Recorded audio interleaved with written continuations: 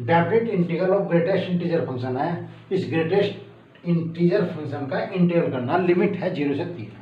अब बेटा इसका इंटीग्रल करने के लिए पहले हमें ग्रेटेस्ट इंटीजर फंक्शन को डिफाइन करना पड़ेगा। ग्रेटेस्ट इंटीजर फंक्शन है क्या, पहले से डिफाइन कर लो। जब हम उसे डिफाइन कर लेंगे तो इसका इंटीग्रल अपना आप हो जाएगा। ठीक, तो इसकी ग्रेटेस्ट इंटीजर को डिफाइन करना है बेटा मैं। देखो ग्रेटेस्ट इंटीजर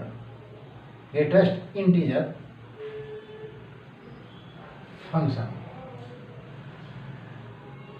ये ग्रेटेस्ट इंटीजर जो फंक्शन है बेटा, यो एक नंबर है, उसे उस नंबर को, कोई नंबर है, एनी नंबर, कुछ भी लिया मैंने रियल नंबर का, उस नंबर को इंटीजर वैल्यू में कन्वर्ट करने के लिए जो कंडीशन और रूल बताए गए हैं उसे ग्रेटेस्ट इंटीजर फंक्शन कहते हैं। ठीक, अब ग्रेटेस्ट इंटीजर फंक्शन में एक पहले मैं आपको इसका नोटेशन बता रहा। इसका जो नोटेशन है बेटा, ग्रेटेस्ट इंटीजर का नोटेशन ये है। अब इसे जो इसकी डेफिनेशन है, ग्रेटेस्ट इंटीजर फंक्शन की वैल्यू इस एक्स से लेस होगी फॉर ऑल एक्स बिलोंग करता है रियल नंबर। यो एक्स जो है, इस ब्रैकेट के बीच में जो एक्स है, इसकी वैल्यू इस पूरी वैल्यू से बड़ी होगी। इसकी वैल्यू एक्स, देखो एक्स इस वैल्यू से बड़ा है और ये ग्रेटेस्ट इंटीजर फंक्शन है। इसका मान सदा, ग्रेटेस्ट इंटीजर का मान सदा इंटीजर प्राप्त होगा। वो इंटीजर कैसे होगा, पहले एक नंबर को दो पार्टों में डिफाइन करो। एक नंबर के दो पार्ट होते हैं, एक नंबर के दो पार्ट होते हैं। ठीक, एक आपके पास इंटीग्रल पार्ट है, integral part plus fractional part, fractional part. कोई भी नंबर लो, उस नंबर को हम दो पार्टों में ब्रेक करेंगे। एक इंटीग्रल पार्ट, इंटीग्रल पार्ट का मतलब है इंटीजर, पूर्णांक वैल्यू से कहते हैं, और फ्रैक्शनल पार्ट का मतलब है भिन्न भाग, भिन्न पार्ट, भिन्न भाग जिसे कहते हैं। अब जैसे कि आपके पास नंबर है 3.25, ये नंबर है। इस नंबर को दो पार्टों में ब्रेक करेगा, 3 प्लस के 0.25। इस बात का ध्यान रखना, ये प्लस ही होना चाहिए, माइनस नहीं होना चाहिए। तो 3 प्लस 0.25, 3 प्लस के 0.25 है। अब 3 प्लस 0.25 का जो मान होगा वो ग्रेटेस्ट इंटीजर होगा, और ग्रेटेस्ट इंटीजर का मान इसमें बेटा ये जो फ्रैक्शनल पार्ट है इसे यहाँ से रिमूव कर दो, तो इसका जो मान है वो 3 प्राप्त हुआ। यानी कि कहने का तात्पर्य ये हुआ कि एक नंबर है x, x का मान 3 और 4 के बीच है, 3 और 4 के बीच है। 3.999 ले लूँ तब भी इसका मान 3 होगा, 3 का मान 3 होगा। तो 3 और 4 के बीच और 3 के इक्वल जो मान होगा उसमें ग्रेटेस्ट इंटीजर का मान सदैव 3 ही होगा। तो 3 प्लस पॉइंट में कोई भी फ्रैक्शनल वैल्यू है उसे रिमूव कर दो। ठीक, तो उसका ग्रेटेस्ट इंटीजर की वैल्यू होगी 3 और 4 के बीच ग्रेटेस्ट इंटीजर की वैल्यू 3 होती है। ठीक, तो इसका मतलब है 3.25 का मान भी 3 है, 3.99 का मान भी 3 है और 3 का मान 3 है। तो 3 और 4 के बीच जो भी वैल्यू होगी उसका मान 3 ही होगा ग्रेटेस्ट इंटीजर फंक्शन के अकॉर्डिंग। अब इसी प्रकार जैसे मैं माइनस के 3.5 ले लूँ, ठीक, इसकी वैल्यू चाहिए मुझे ग्रेटेस्ट इंटीजर वैल्यू, तो -3.5 को मैंने लिखा बेटा। ठीक, इस जो आपको पास नंबर मैंने आपको बताया था नंबर, इसे इंटीग्रल पार्ट प्लस में ब्रेक होना चाहिए, तो इसका मतलब है इसे लिखेंगे -4 प्लस के 0.5। इसमें फ्रैक्शनल पार्ट ये है, इसे रिमूव कर दो, इसे यहाँ से हटा दो, तो इसका मतलब है -3.5 का ग्रेटेस्ट इंटीजर जो है वो -4 होता है। यानी कि फ्रैक्शनल पार्ट प्लस में करो, ठीक, और उसे वहाँ से हटा दो, तो जो वैल्यू बचती है वो इंटीग्रल पार्ट बचती है, जिसे हम इसकी ग्रेटेस्ट इंटीजर वैल्यू कहते हैं। ठीक, तो इसका तात्पर्य हुआ बेटा ग्रेटेस्ट इंटीजर का मान इंटीजर ही प्राप्त होगा। जिन दो इंटीजर के बीच है उसका मान, जो छोटे इंटीजर है 3 और 4 के बीच है, तो इसका मान 3 ही होगा, इसे ग्रेटेस्ट इंटीजर कहते हैं। ये एक स्ट्रेट लाइन है, ये पॉइंट 0 है, ये 1 है, ये 2 है, ये 3 है, ये -1 है, -2 है। अगर ग्रेटेस्ट इंटीजर का मान इसके बीच होगा तो इसकी वैल्यू ये होगी, इसके बीच है तो इसकी वैल्यू ये होगी, इसके बीच है तो इसकी वैल्यू ये होगी, ये बीच है तो इसकी वैल्यू ये। छोटा इंटीजर दो इंटीजर के बीच है और जो लोवेस्ट इंटीजर होगा उसके बीच होगी, ठीक। -3 -4। अगर मैंने 3.25 लिया था, 3.25 यहाँ बैठता है तो 3.25 जो वैल्यू है वो देखो किस किस इंटीजर के बीच वैल्यू बैठती है। 3.25 का जो मान है वो 4 और 3 के बीच लाई करता है, तो इसमें जो छोटा इंटीजर होगा 3.25 का ग्रेटेस्ट इंटीजर 3 को कंटेन करेगा, तो इसके बीच है तो देखो इसे कंटेन कर रहा। इसी तरह 3.5 ये पॉइंट 3.5 है माइनस के, तो ये 3.5 -4 और -3 के बीच कंटेन करता है, तो इन दो इंटीजर में जो छोटा इंटीजर है उसकी वैल्यू उसकी इक्वल होगी। ये ग्रेटेस्ट इंटीजर रिडक्शन है। अब मैं इसके अकॉर्डिंग आपको ये क्वेश्चन एक्सप्लेन कर रहा हूँ। अब ये बेटा ग्रेटेस्ट इंटीजर x है 0 और 3 के बीच, इसका मुझे इंटीग्रल करना। पहले तो इस ग्रेटेस्ट इंटीजर को x का मान इस इंटीजर को ब्रेक करो। देखो अगर x का मान 0 और 1 के बीच होगा तो ग्रेटेस्ट इंटीजर की वैल्यू 0 होगी। 0 से 3 तक इंटीजर ब्रेक करते चले जाओ, 0 से 3 के बीच 0 1 2 और 3। 0 से लोअर लिमिट है, 3 अपर लिमिट है, तो 0 से 3 के बीच जाना। पहले 0 से 1 इंटीजर होगा, 1 से 2 चले 2 का इंटीजर होगा, तो x का मान 1 और 2 के बीच है तो ग्रेटेस्ट इंटीजर की वैल्यू 1 होगी। फिर 2 से 3 चलो, x का मान 3 और 2 के बीच है तो ग्रेटेस्ट इंटीजर की जो वैल्यू है वह 2 होगी। तो इसी प्रकार बेटा यह इंटीग्रल हुआ लिमिट 0 से 1 1 से 2 और 2 से 3 dx प्लस ये कंडीशन होगी। 0 1 के बीच इस ग्रेटेस्ट इंटीजर की वैल्यू 0 है, 1 और 2 के बीच इसकी वैल्यू 1 है, 1 और 2 के बीच, 2 और 3 के बीच इसकी वैल्यू 2 है। तो 0 1 के बीच ग्रेटेस्ट इंटीजर की वैल्यू 0 है, 1 और 2 दो कंटिन्यूअस इंटीजर हैं, उसके बीच इसकी वैल्यू 1 है, 2 और 3 के बीच 2 है। अब इसका इंटीग्रल करो बेटा, ये 0 होगा, 1 का इंटीग्रल x लिमिट 1 से 2 प्लस के 2x इसका इंटीग्रल 2 से 3 अपर लिमिट माइनस के lower limit plus 2 3 minus 2 2 minus 1 1 हो गए प्लस के 2 इंटू 1 यानी कि 1 प्लस 2 इज इक्वल टू 3। इस क्वेश्चन की जो वैल्यू है वह 3 प्राप्त हुई, ठीक। तो इस क्वेश्चन जो ग्रेटेस्ट इंटीजर है पहले मैंने उसे डिफाइन करा, अब फिर इसकी वैल्यू निकालते हैं।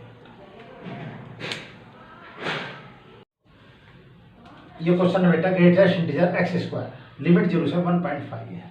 अब इस क्वेश्चन को करने के लिए जो ग्रेटेस्ट इंटीजर फंक्शन है मुझे x की किस किस वैल्यू पे इस इंटीग्रल को ब्रेक करना पड़ेगा, उस वैल्यू को ब्रेक करूँगा जहाँ जहाँ इसकी वैल्यू इंटीजर प्राप्त होगी।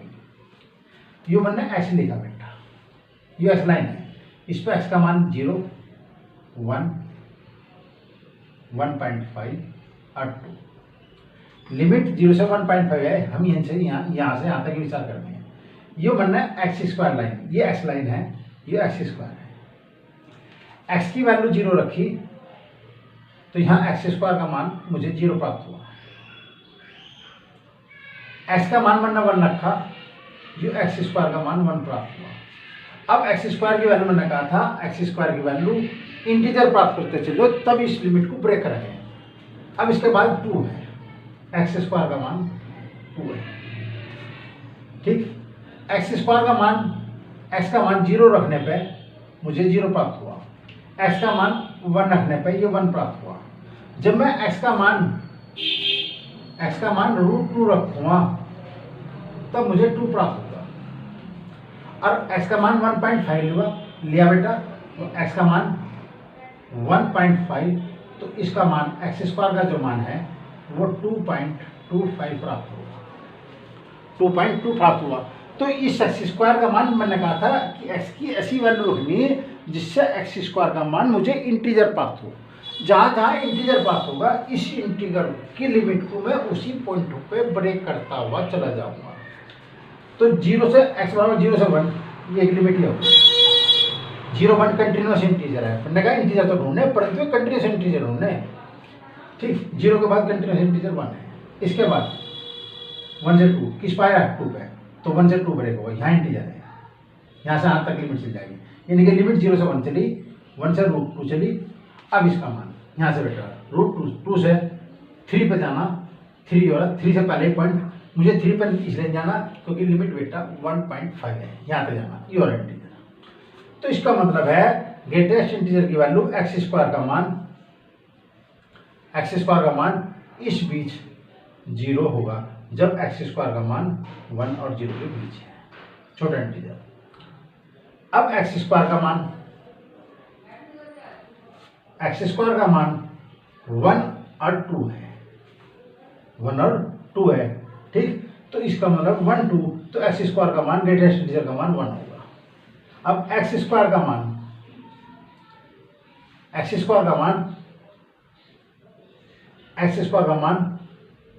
2 से 2.25 है, तो इसका मान बेटा 2 ही होगा इन इंटीजर के बीच में। इस इंटीजर ये जो वैल्यू है 3 को टेंड करेगा, तो 2 और 3 के बीच इसका मान 2 होगा। ये जो वैल्यू रखी, ये जो वैल्यू मुझे प्राप्त हुई है एक्स का मान 0 और 1 रखने पर प्राप्त हुई, ये एक्स की वैल्यू 1 और √2 रखने पर प्राप्त हुई, और ये एक्स की वैल्यू √2 और 2.5 1.5 रखने प्राप्त हुई। इसका मतलब है इस इंटीजर को मुझे कहाँ ब्रेक करना पड़ा, एक तो यहाँ से ब्रेक 0 से 1 लिमिट लेनी पड़ेगी, 1 से √2 लेनी पड़ेगी और √2 से 1.5, क्योंकि 0 से स्टार्टिंग थी लिमिट और 1.5 तक थी, इसलिए मैंने इसकी लिमिट यहाँ से यहाँ तक ली। अब इसे लिखा बेटा मैंने लिमिट 0 से 1, 1 से √2 और √2 से 1.5, ये dx प्लस और dx। 0 1 के बीच ग्रेटेस्ट इंटीजर का फंक्शन 0 1 के बीच ग्रेटेस्ट इंटीजर की वैल्यू 0 है, इसलिए 0 आ गया। 1 और √2 के बीच इसकी वैल्यू 1 है, 1 dx आ गया। इसके बीच इसकी वैल्यू ठीक 2 है, तो 2 आ गया। तो इन पॉइंटों में मैंने सब ब्रेक करा, यानी कि 0 से लेकर 1.5 तक लिमिट थी, तो मैंने इन पॉइंटों पे से ब्रेक करा, क्योंकि इस पे भी इंटीजर है, इस पे भी इंटीजर है। ठीक, अब ये अपर लिमिट थी ही। अब इसका इंटीग्रल बेटा 0 हुआ, 0 फंक्शन है, प्लस 1 का इंटीग्रल x हुआ, 1 से √2 प्लस 2x लिमिट √2 से 1.5। तो अपर लिमिट √2 -1 प्लस 2 1.5 से माइनस के √2 ये वैल्यू होगी। इसका मान √2 -1 प्लस के इसकी मल्टीप्लाई में करी 3 आएगा, माइनस के 2 3 - 1 2 आएगा, 2 √2 माइनस के है प्लस के √2 है, इसलिए माइनस के √2 इसकी वैल्यू प्राप्त हुई।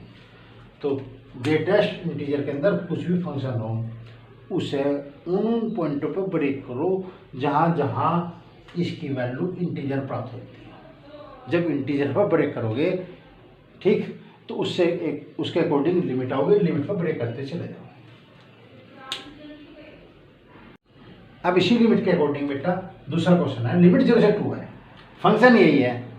पहले तो मैंने इस क्वेश्चन को 0 से 1.5 लिमिट थी उसके अकॉर्डिंग करा, अब 0 से 2 है। अब फिर देखो बेटा ये पॉइंट x की वैल्यू 0, ये लाइन मैंने x² ले ली, ये लाइन x है। जब 0 रखा तो x² की वैल्यू 0 प्राप्त हुई। इंटीजर 0 के बाद x² का मान 1, x² का मान 2, ये प्राप्त करना मुझे। x² का मान 3। अब लिमिट के अकॉर्डिंग, लिमिट कहाँ से है 0 से 2 तक जानी बेटा। 0 पे इसका मान 0 प्राप्त हुआ, 1 रखेंगे तो इसका मान 1 प्राप्त हुआ। अब x का मान √2 रखेंगे, x का मान √2 रखा तो 2 प्राप्त हुआ। इसका मान √3 रखेंगे तो बेटा 3 प्राप्त हुआ। √2 की जो वैल्यू है वो 1.4 समथिंग है, ठीक। इसकी जो वैल्यू है 1.7 समथिंग है, ठीक। और हम 2 रखेंगे क्योंकि लिमिट 2 है अपर लिमिट, तो इसका मान 4 है x स्क्वायर का मान। तो देखो 0 1 2 3 4 इंटीजर हो गए, ठीक। जब एक्स स्क्वायर का मान 0 1 2 3 4 इंटीजर प्राप्त हुआ, वो एक्स की किस वैल्यू का हुआ?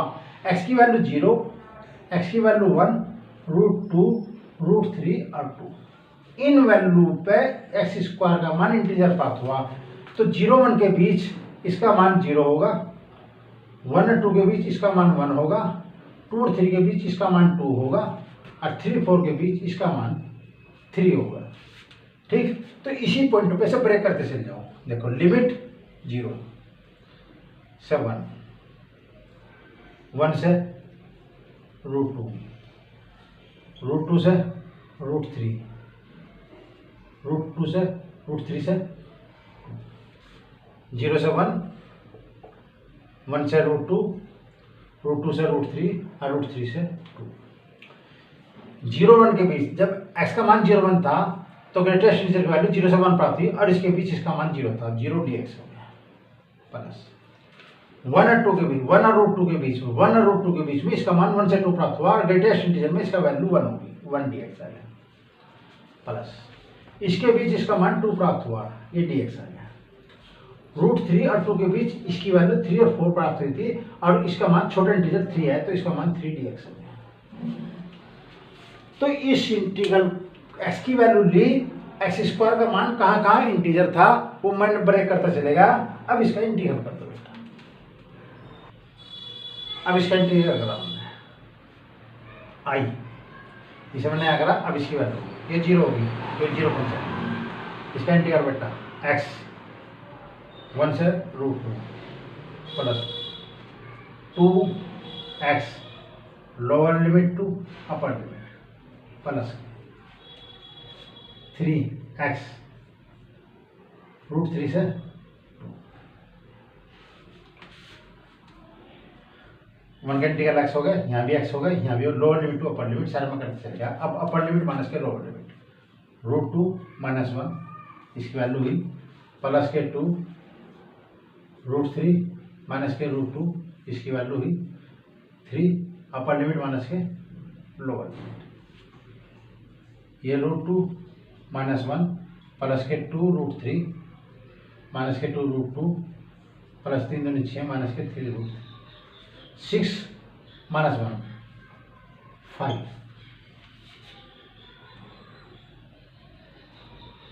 2 √3 3 √3 माइनस के √3, 2 √2 माइनस प्लस √2 माइनस के √2, 2 √2 माइनस करता है, ये प्लस करता है, तो ये वैल्यू, ये इसका आंसर है।